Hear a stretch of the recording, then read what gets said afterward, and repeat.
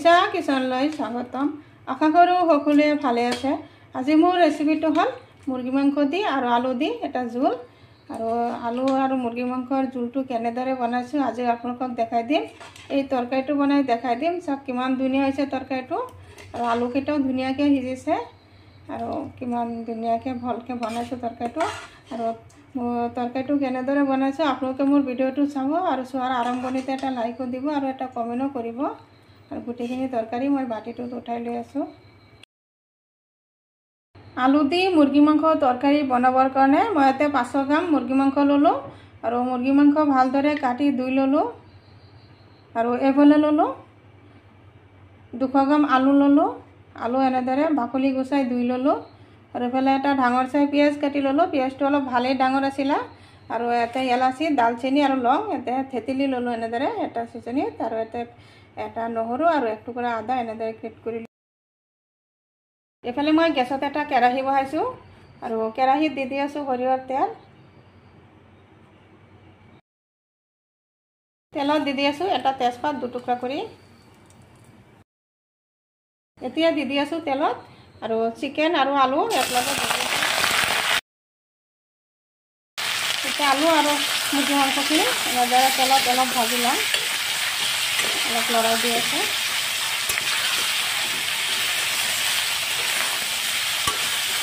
একেলগতে দি দিছোঁ আলু আৰু চিকেনে, আপোনালোকে পাৰিলে এক্সট্ৰাকৈ ভাজিব পাৰে।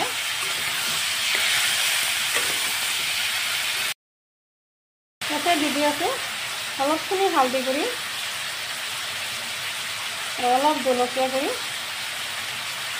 আৰু অলপ জিৰা গুড়ি, এইখিনি একেলগত মিক্স কৰি দিম। অনলি কালাৰৰ কাৰণে দিছোঁ, নহ'লে একবাৰে বগা বগা দেখা যায়, তেনেকুৱা কালাৰটো ভাল নালাগে।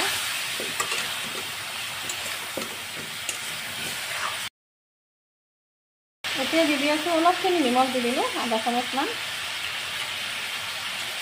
নিমখখিনি দি ভালদৰে মিক্স কৰি দিলোঁ। ফ্ৰাই কৰাৰ সময়ত অলপখিনি নিমখ দিব লাগে, নহ'লে ভিতৰত ভালদৰে নিমখ নোসোমায়। এনেদৰে অলপ নিমখ দি এনেদৰে এইখিনি অলপ ফ্ৰাই কৰি লৈ আছোঁ। এনেদৰে আলু দি আৰু চিকেন এনেদৰে বনালে ভালেই লাগে। ল'ৰা ছোৱালীয়ে ভাল পায়, বিশেষকৈ ল'ৰা ছোৱালীয়ে যিকোনো তৰকাৰীত আলু দিলে সিহঁতে ভাল পায়। সিহঁতে মাংসতকৈ আলু খাইহে ভাল পায়। তেনেদৰে আলু আৰু চিকেনখিনি ভাজি ল'লোঁ, আৰু এতিয়া এইখিনি উঠাই ল'ম।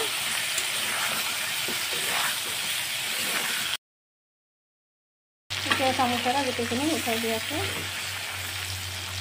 এটা প্লেটত এনেদৰে ৰাখি দি আছোঁ।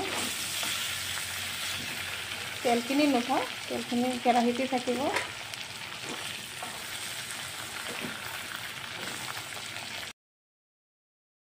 এতিয়া দি আছোঁ ইয়াতে পিঁয়াজ আৰু নহৰুখিনি আৰু আদা একেলগত গেছ কৰি থোৱা গোটেইখিনি দি আছোঁ। এইখিনি অলপ ৰঙাকৈ ভাজি ল'ম।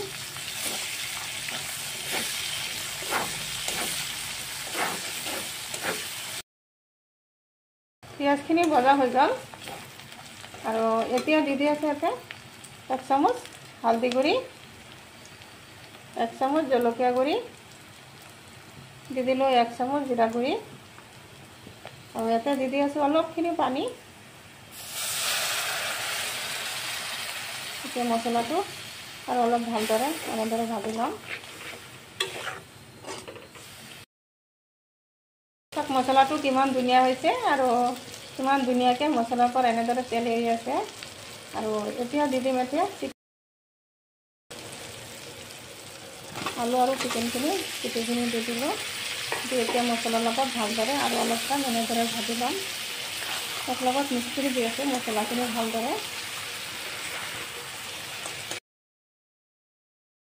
ভালদৰে মছলাৰ লগত চিকেন আৰু আলু একেলগত ভালদৰে মিক্স কৰি দিলোঁ। আৰু এতিয়া দি আছোঁ থেতেলি থোৱা গৰম মছলাখিনিও দি দিলোঁ ইয়াতে। এইখিনিও ভালদৰে মিক্স কৰি দিম।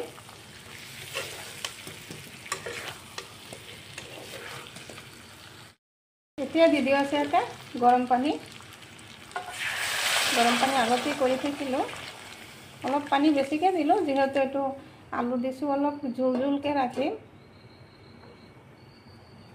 আৰু ভালদৰে একেলগত এনেদৰে অলপ লৰাই দিলোঁ।